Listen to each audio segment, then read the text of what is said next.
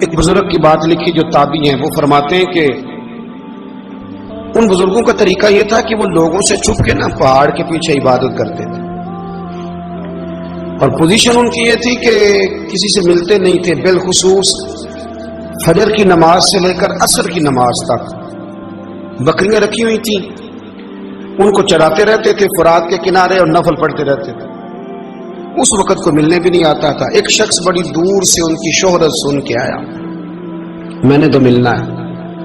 لوگوں نے کہا وہ اس وقت نہیں ملتے، ناراض ہوتے ہیں۔ اس نے کہا اللہ کا بندہ ہے نا، ناراض ہو بھی جائے گا تو لمبا ناراض رہے گا نہیں، اللہ والے جلدی راضی ہو جاتے ہیں۔ پہنچ گئے۔ اب وہ بابا جی نماز پڑھ رہے تھے تو کہتے میں نے عجیب منظر دیکھا کہ بابا جی فرات کے کنارے نماز پڑھ رہے ہیں اور ایک بھیڑیا ان کی بکریوں کی حفاظت کر رہا ہے۔ کہتے میں حیران رہ گیا کہ بھیڑیا تو بکریاں کھایا کرتا ہے اور یہاں چرا رہا ہے۔ کہتے میں جب گیا تو بابا جی نوافل میں مشغول تھے، مجھے دیکھ کے کہنے لگا اس وقت کیوں آئے؟ میں نے کہا حضور اگر آ ہی گیا ہوں تو پھر مہربانی کرے قبول فرما لیں۔ میں بیٹھ گیا تو میں نے کہا حضور یہ بھیڑیا بکریاں چرا رہا ہے، بھیڑیا اور بکریے کی صلح کب سے ہو گئی؟ تو فرماتے ہیں لمبی تقریر نہیں، ہلکا سا جملہ۔ فرمانے لگے جب سے بکریوں کے مالک نے رب سے صلح کر لی ہے نا، تب سے بھیڑیوں نے بھی بکریوں سے صلح کر لی ہے۔ بکریوں کے مالک نے رب سے صلح کر لی، گناہ چھوڑ دیے، اس کی فرما برداری میں آ گئے۔ اب پھر اسے بکریاں چلانے کی ضرورت نہیں رہی، بکریاں نہ اب بھیڑیا چراتا ہے۔ کہتے ہیں میرے اوپر کپ کپی طاری ہو گئی بزرگوں کی بات سن کے، اور مجھے پیاس لگی اور خواہش آئی کہ پتہ نہیں اب بابا جی کچھ کھلائیں پلائیں گے بھی کہ نہیں، بابا جی کچھ کھلائیں گے بھی کہ نہیں۔ کہتے میرے دل میں خیال تھا تو بزرگوں نے نا ایک لکڑی کا پیالہ، ان کے پاس وہ غار میں بیٹھے تھے تو ایک چھوٹا سا پتھر تھا، اس کی ڈھلان بنی ہوئی، بابا جی نے اس کے نیچے لکڑی کا پیالہ رکھا، وہ رکھا ہی تھا تو وہ دودھ سے بھر گیا۔ کہتے انہوں نے مجھے دیا تو ٹھنڈا اور میٹھا دودھ، میری طبیعت خوش ہو گئی۔ بابا جی نے دوبارہ وہی پیالہ اسی جگہ رکھا تو شہد سے بھر گیا۔ 1000 سال پہلے داتا صاحب لکھ رہے ہیں، کہتے مجھے دیا۔ میں نے فوراً کہا، میں نے کہا حضور یہ دودھ تو گائیں بھینس دیتی ہے، پہاڑوں سے تو نہیں نکلا کرتا، اور شہد تو شہد کی مکھیاں دیتی ہیں، پتھروں سے تو نہیں نکلتا، یہ آپ کہاں سے نکال رہے ہیں؟ تو کہتے ہیں وہ قرآن مجید پڑھنے لگے۔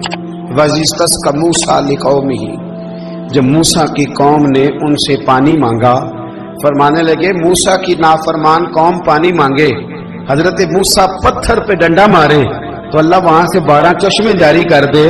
جو رب حضرت موسیٰ کی نافرمان قوم کے لیے پتھر اور پہاڑوں سے چشمے نکال دیتا ہے نا، وہ محمد عربی کے غلاموں کے لیے پتھر اور پہاڑوں سے دودھ اور شہد بھی نکال دیا کرتا ہے۔ وہ بزرگ کہنے لگے بس بات یہ ہے کہ آج بھی ہو اگر ابراہیم کا ایمان پیدا تو آگ کر سکتی ہے انداز گلستاں پیدا۔ کہنے لگا حضور پھر میرے لیے بھی دعا کریں۔ آپ فرمانے لگے پھر دعا نہ کرا تو مدینے والے کی غلامی شروع کر، تو نبی کریم کی غلامی شروع کر، تو رسول پاک کی غلامی شروع کر۔ ایک بات علم، پھر فرمایا اللہ رسول سے محبت، پھر فرمایا حضور کی غلامی۔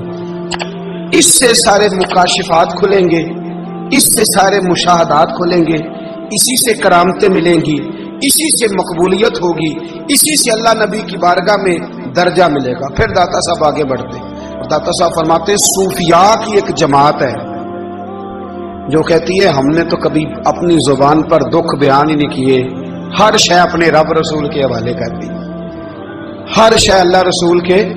اور داتا صاحب کہتے ہیں کچھ ایسے بھی ہیں جو دعا بھی نہیں مانگتے، لوگوں کے لیے مانگتے ہیں، اپنے لیے نہیں مانگتے۔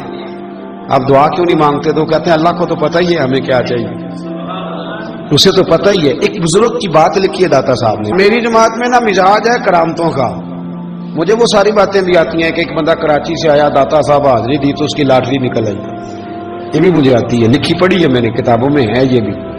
ایک بندہ، یہ ساری باتیں نا آتی ہیں کرامتوں میں، بڑی ساری چیزیں لوگ بیان کرتے ہیں کہ میں وہاں آیا اور میں نے حاضری دی تو موج لگ گئی، یہ ساری باتیں آتی ہیں۔ ہمارے پرانے بزرگ اور بھی قصے سنایا کرتے تھے، ساری ہمیں چیزوں کا پتہ، پر جو عنوان ہے نا وہ حضرت شیخ ابو نور کہتے ہیں کہ ایک بندہ داتا صاحب کے مزار پہ گھوم رہا تھا، داتا 10 روپے دے، 10 روپے دے، 10 روپے دے، تو ایک بندہ بڑی دیر سے اسے دیکھ رہا تھا، وہ کہنے لگا داتا نے تجھے کیا دینا ہے؟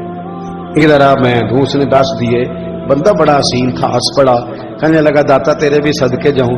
دن آنے لگا تو منکر سے ہی دلوا دیے, جو نہیں مانتا اسی سے دلوا دیے. وہ بڑا پریشان ہوا, میں اور چکر میں تھا, اس نے میرے اوپر ہی جڑ دی ہے بات. کہنے لگا داتا تیرے صدقے جاؤں. تو یہ ساری باتیں کتابوں میں موجود ہیں, لوگوں نے اپنے اپنے مشاہدات جو جس کے ساتھ پیش آیا اس نے بیان کیے ہیں. بہت ساری باتیں قابل بیان ہیں, پر جو عنوان ہے میں اس پہ رہنا چاہتا ہوں. داتا صاحب رحمۃ اللہ علیہ فرماتے ہیں ہماری تعلیمات ہیں کہ اپنے دکھ درد دنیا داروں سے بیان نہیں کرنے, سوال کا دروازہ لوگوں کے سامنے کھولنا. اللہ والوں سے کہیں گے کبھی کہنا ہوگا تو دنیا داروں سے کہنا.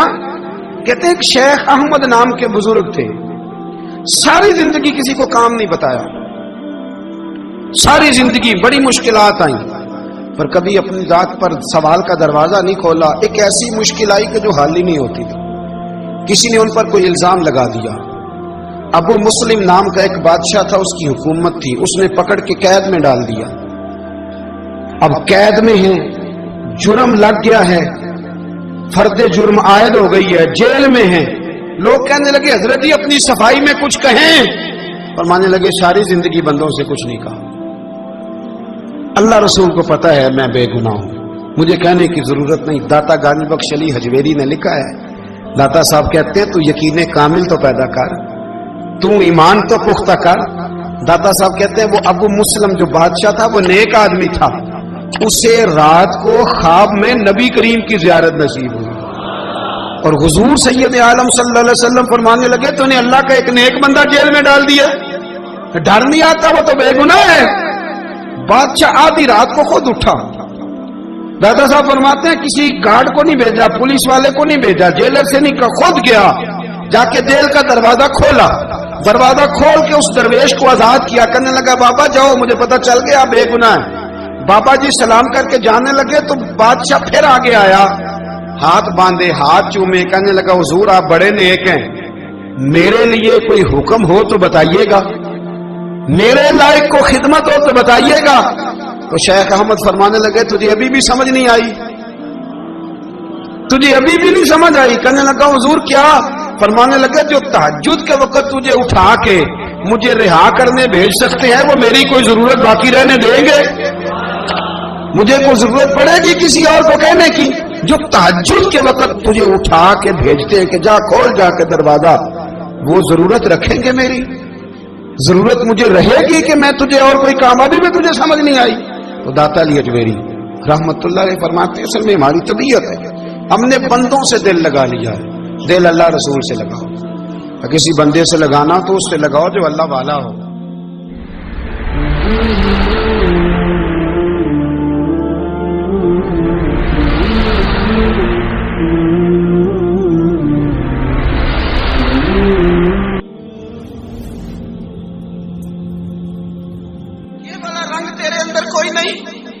ابو سفیان آئے ان دنوں جن دنوں حالات بڑے کٹھن تھے, اختلاف شدت کا تھا.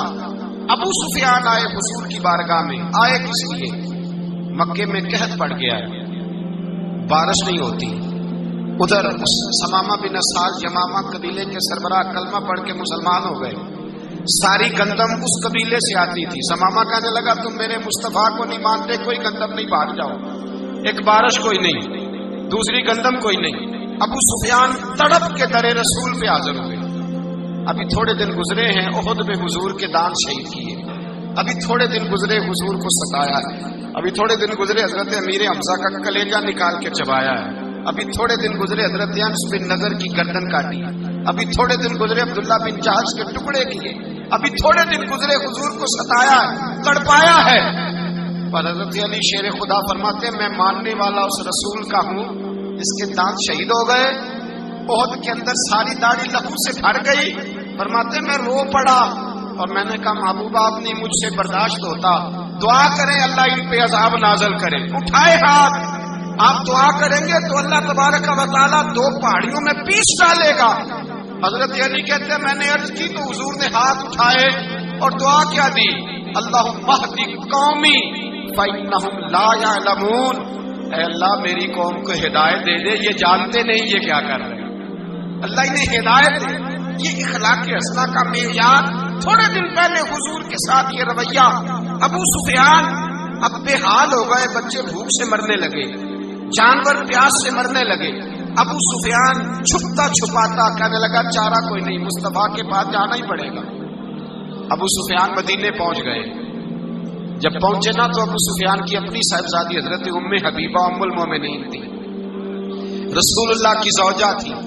ابو سفیان جب آئے تو حضرت ام حبیبہ کے پاس سیدھے ان کے گھر گئے بیٹی سے ملنے. حضور کا بستر بچھا ہوا تھا. حضرت ام حبیبہ حضور کی زوجہ ام المومنین بستر بچھا ہے. ابو سفیان بیٹھنے لگے, جناب ام حبیبہ کہنے لگی ابا جی ٹھہر جائیں. وہ ٹھہرے تو بستر سمیٹ دیا. کہنے لگے بیٹی شاید تیرے گھر میں کوئی قیمتی بستر نہیں, غربت چھپانے کے لیے بستر سمیٹ رہی ہو. جناب ام حبیبہ کہنے لگی ابا تو مسلمان نہیں نہ ہوا, ابھی تیری سوچ کافروں جیسی ہے. تو یہاں آ کے کھڑا ہونا جہاں میں کھڑی ہوں, پھر تجھے رسول اللہ کی محبت کے رنگ کا پتہ چلے. تو ابھی کھڑا وہاں ہے جہاں تجھے کفر ہی کفر سنائی اور سجائی دیتا ہے. بستر اس لیے نہیں سمیٹا کہ معاذ اللہ کم قیمت تھا, میں نے اس لیے سمیٹا ہے کہ تو نجس ہے, ناپاک ہے, ابھی کلمہ نہیں پڑھتا. اور یہ اس رسول کا بستر ہے کہ جو بستر میں موجود ہوتے ہیں تو جبریل امین قرآن لے کے تشریف لے آتے ہیں. ذرا وجود اس قابل نہیں کہ یہاں بٹھایا جائے. نبی پاک صلی اللہ علیہ وسلم کی بارگاہ تک ابو سفیان آئے. ابو سفیان کہتے ہیں مجھے امید نہیں تھی, ابھی سوچ نہیں نا بدلی تھی. کہتے مجھے امید نہیں تھی, میرا خیال تھا وہ شکوے کریں گے, شکایتیں کریں گے, وہ کہیں گے تم نے بھی تو بڑا کچھ کیا ہے نا. ابو سفیان کہتے ہیں میں قربان جاؤں, میں نے یہ رنگ دیکھا تو مدینے کی فضا ویسے ہی بڑی ٹھنڈی تھی, لیکن مصطفیٰ کریم کے ساتھ جب میں نے بات کی تو میرے وجود پر گریا طاری ہو گئی, میرے اوپر کیفیت طاری ہو گئی, میں تڑپنے لگا.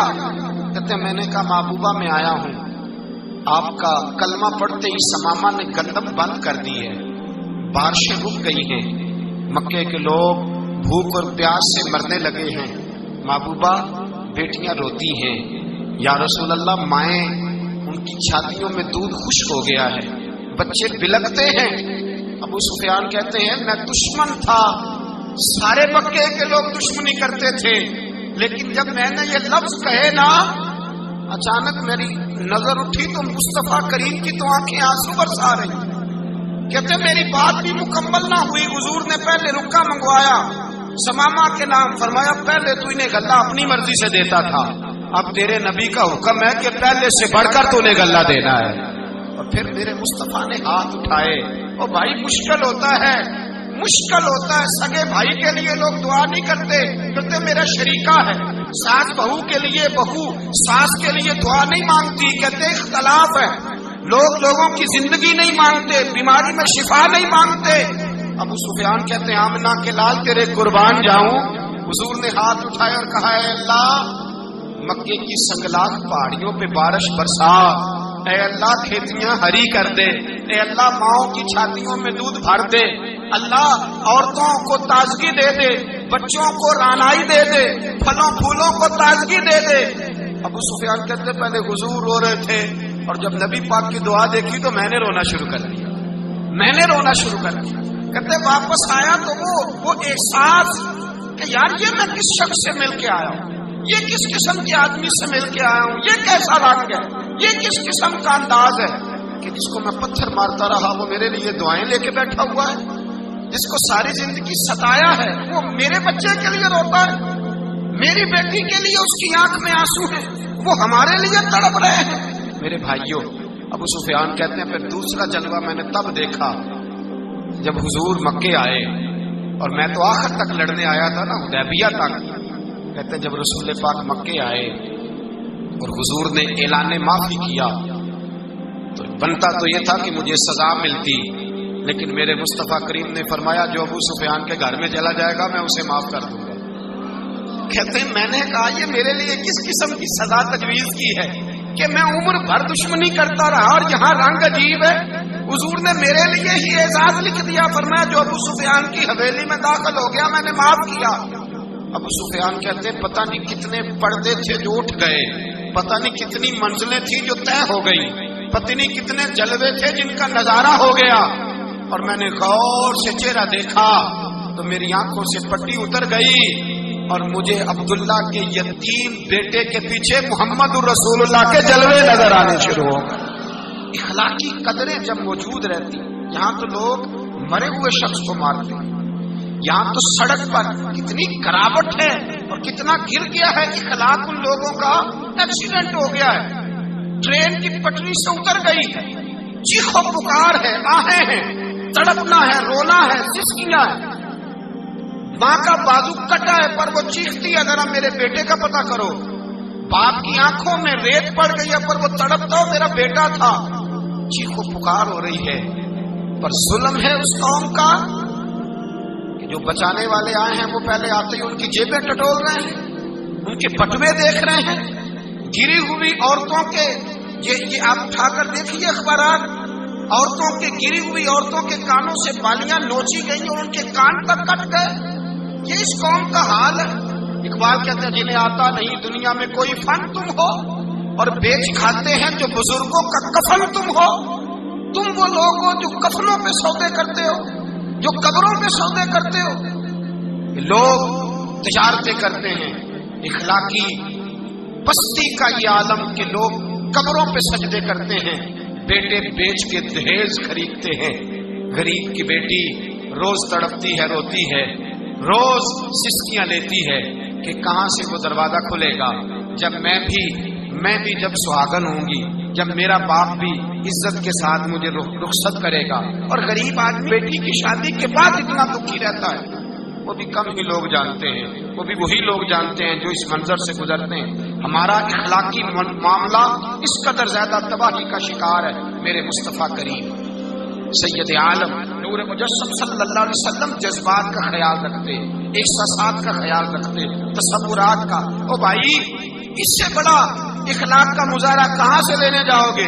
کہ آمنہ کے لال فرماتے ہیں میرا دل کرتا ہے نماز لمبی پڑھاؤں، نماز اللہ کی نماز، دل کرتا ہے لمبی نماز پڑھاؤں، میں لمبی لمبی صورتیں تلاوت کروں، میں کھل کے رب کریم کا قرآن پڑھوں، میں اللہ تبارک و تعالیٰ کے قرآن مجید کے ذائقوں میں کھو جاؤں۔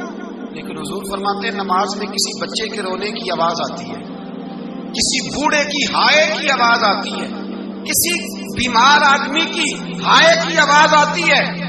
نبی پاک فرماتے ہیں میں اللہ کی نماز چھوٹی کر دیتا ہوں، اللہ کے بندوں کا خیال کرتا ہوں، میں رب کی نماز چھوٹی کر دیتا ہوں، رب کریم کے بندوں کا خیال کرتا ہوں۔ خدا کے بندے تو ہیں ہزاروں، بنوں میں پھرتے ہیں مارے مارے، میں اس کا بندہ بنوں گا جس کو خدا کے بندوں سے۔ میرے حبیب کریم سید عالم صلی اللہ علیہ وسلم نے فرمایا اللہ کریم نے بندے کو، مخلوق کو پیدا کرنے سے پہلے جو تحریر سب سے پہلے لکھی تھی نا، اللہ نے اپنے پاس جو جملے سب سے پہلے لکھے تھے بندے بنانے سے بھی پہلے، وہ فکر یہ تھے کہ ان رحمتی سبقت اعلی غضبی، رب کریم نے لکھا تھا بے شک میری رحمت زیادہ ہے، میرا غضب زیادہ نہیں ہے۔ اس نے لکھا تھا کہ میری رحمت ہمیشہ میرے غضب پر غالب رہے گی۔